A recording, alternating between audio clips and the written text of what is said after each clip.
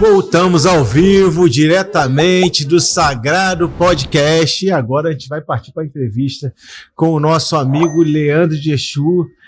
Bom, eu queria até botar vocês mais um pouquinho de castigo, mas coitado, Leandro já tá ouvindo a gente falar tanto tempo que nem vale a pena. Leandro, né? Tadinho. Queria dizer para você, meu amigo, que é uma enorme satisfação tê-lo conosco, ainda porque você está sempre prestigiando, está sempre com a gente no canal, participando. Eu acho isso muito importante, sabe, Leandro?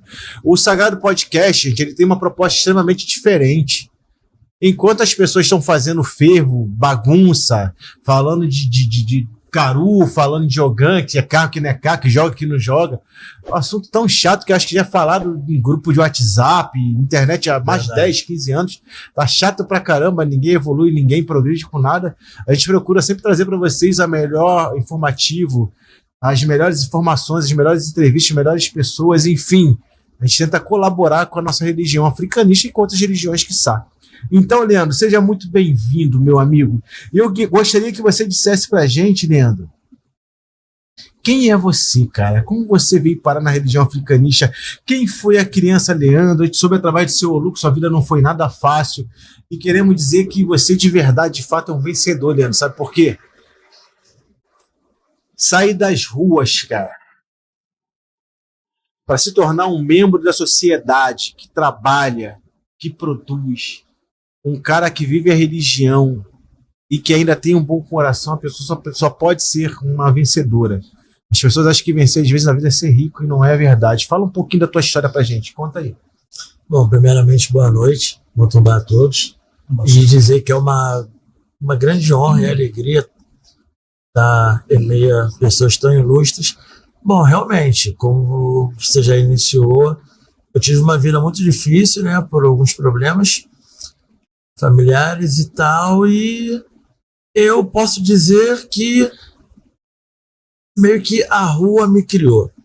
E realmente me considero um vencedor, porque hoje em dia nós vemos tantas situações que um jovem não tem um celular, não tem o aparato de sair, que é, enfim, rebeldia, isso e aquilo. Só que assim, a vida realmente não é fácil, como a própria letra de Fá estava dizendo hoje, não é fácil.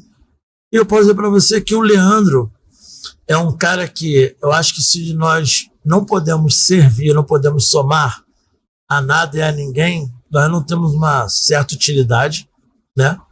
Eu acho que humildade é tudo. E a questão de eu me aproximar da religião, tudo começou até mesmo por uma questão de um acidente, cara. Sabe?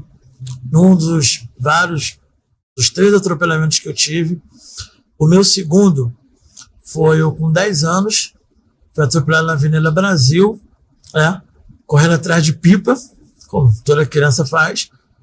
Eu fui atropelado por uma Kombi e eu tive traumatismo craniano, fratura de 2 braços, 3 costelas, fratura exposta do fêmur direito e ruptura do ligamento lateral do joelho esquerdo. Quer dizer, não sobrou quase nada. É o Robocop da vida real, praticamente. Entendeu? E isso que trouxe uma tristeza para minha família. E no hospital, né, até no Pedro Ernesto, nunca vou me esquecer disso, eu cheguei a ser dado como morto, né? E uma coisa muito interessante, o meu espírito, ele saiu do meu corpo, eu via o que os médicos estavam fazendo nele, né? Tentando reviver, dando aqueles choques, tudo. E o médico virou, falou, infelizmente uma criança ora óbito. Eu nunca vou me esquecer disso. Então vamos aproveitar isso daí, Leandro, e falar de como foi isso. Fala um pouquinho de como foi essa sua, aproveitando o assunto que abordamos hoje. Temos aqui, obviamente, uma pessoa que vivenciou tudo isso. Fala um pouquinho dessa EQM, essa experiência de quase morte que você teve. Você, no caso, sofreu o impacto.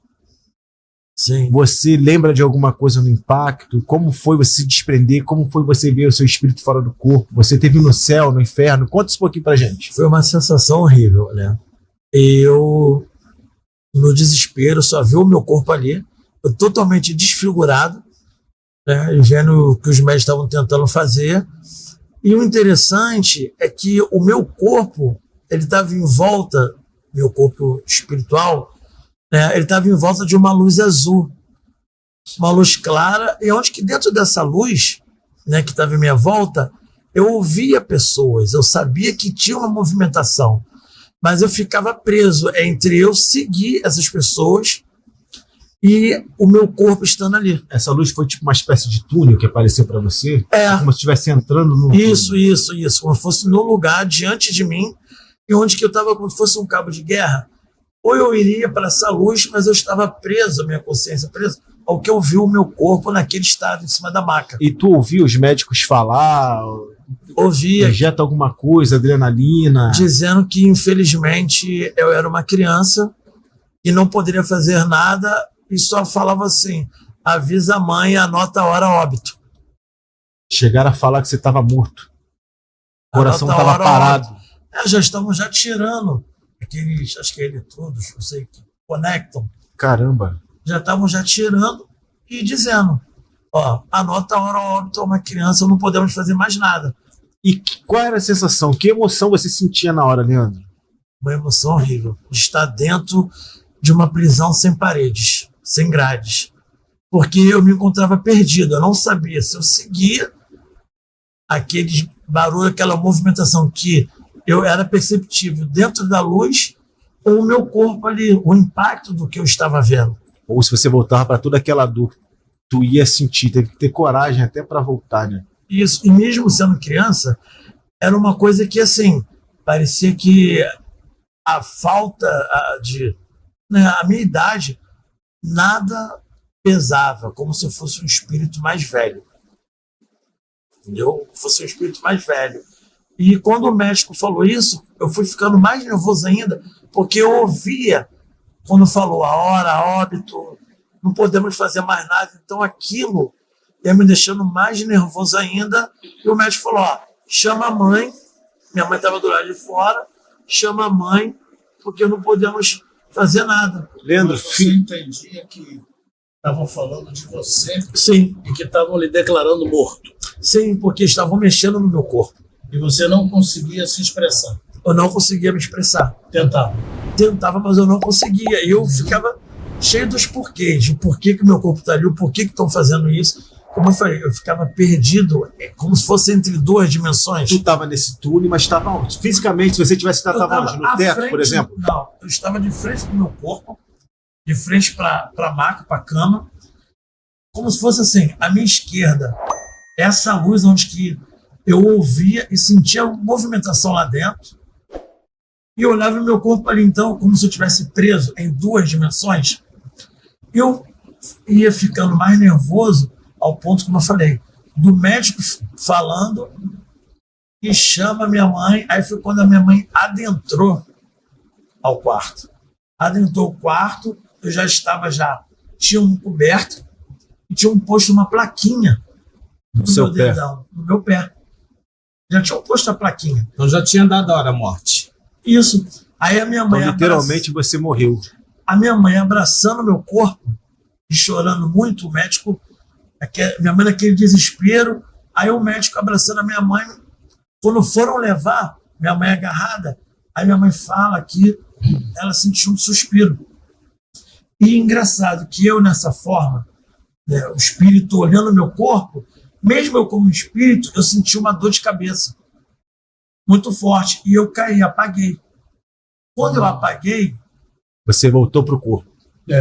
Aí eu não vi mais nada. Aí minha mãe conta que simplesmente, quando percebeu esse suspiro que foram me revivendo, como se fala, ressuscitando, reanimando, a minha mãe fala que eu delirava, falando que eu estava deitado no chão de uma floresta e com o corpo todo coberto de folhas e com vários índios em minha volta.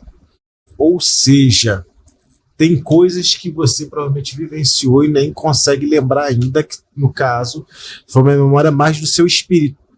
A mente, de fato, existe depois da morte.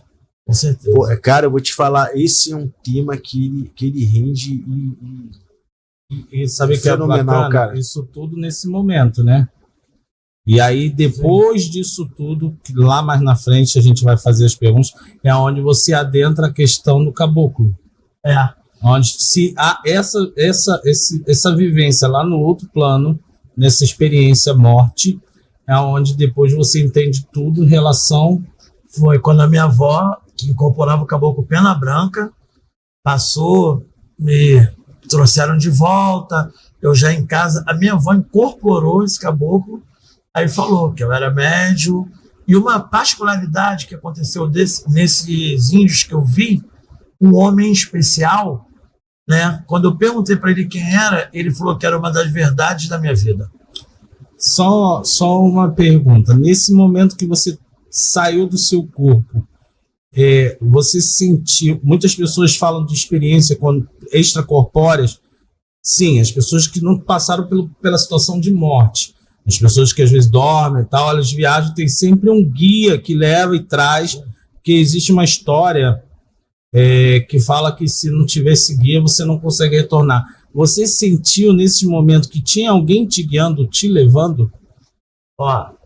Eu dentro dessa luz, eu sei, como eu falei, eu sentia a presença de muitas pessoas, né? De muitas pessoas. Só que eu nessa luz, acho que eu ficava mais nervoso porque eu me sentia sozinho. Eu não conseguia ir para um lado nem para o outro. Ao mesmo tempo que eu queria ir para onde eu via que tinha muito movimento, que era dentro dessa luz, me prendia o fato de eu ver meu corpo ali. Era um verdadeiro pelá-pecá. Isso aí. Que terrível. A gente sabe, Leandro, que biologicamente o ser humano, os animais de forma geral, porque nós não deixamos de ser animais, somos só racionais. Cada célula do nosso corpo é treinada a gritar, pedir socorro e lutar até o último segundo pela vida, pela existência. Tá? Cada célula de nosso corpo luta pela vida, pela existência, então o medo da morte é algo natural. Eu queria saber se pós isso tudo você permanece, você ainda tem medo da morte ou vive na extrema certeza de um amanhã, de um depois, de uma pessoa que já tenha visto. Sinceramente, eu cresci muito depois desse momento, né? Depois que eu passei por isso, mesmo sendo uma criança. A espiritualidade me ajudou a crescer muito e eu posso dizer para você, eu não tenho medo da morte. Eu não tenho medo da morte, até mesmo porque eu acho que quando se tem o medo da única certeza que nós nascemos sabendo, você encurta o seu tempo na Terra. Bom, Leandro, eu queria saber, cara, até que eu acho que vai emendar um assunto no outro, né? Como é que você então chegou na famosa Umbanda? A quarta pergunta do script de fato é essa. E aí tu falou dos caboclos, do Pena Branca, né? Isso. Fala então disso aí um pouquinho para a gente, dessa sua chegada após esse acidente, esse fatídico dia. Sim, então, como eu falei, né? Eu, nessa visão, né? Tô falando no coma, que eu estava com o corpo coberto de folhas, e aqueles índios, tinha um em especial, foi quando eu tive a oportunidade de minha avó estar incorporada com o seu Pena Branca, que era um homem que ele não era um índio, mas ele usava uma calça toda desgrenhada, o cabelo, a cara muito fechada, e o seu Pena Branca falou que era uma das verdades da minha vida. E que um dia, quando chegasse o momento certo, eu iria saber. Então, depois de um certo tempo, eu com 13 para 14 anos, né, eu fui para um centro de Umbanda chamado Templo do Oxóssi, que ficava próximo ao Norte Shopping. Minha mãe entrou primeiro e eu ficava na assistência com ela, só que eu começava a sentir as coisas e o guia-chefe de lá falou que eu teria que desenvolver. Então foi quando eu aproveitei, já que ia com a minha mãe, comecei a desenvolver. E esse homem que eu via, que foi dito para mim que seria uma das verdades da minha vida, é justamente o boiadeiro que eu trabalho hoje, que é o boiadeiro da Campina. Olha.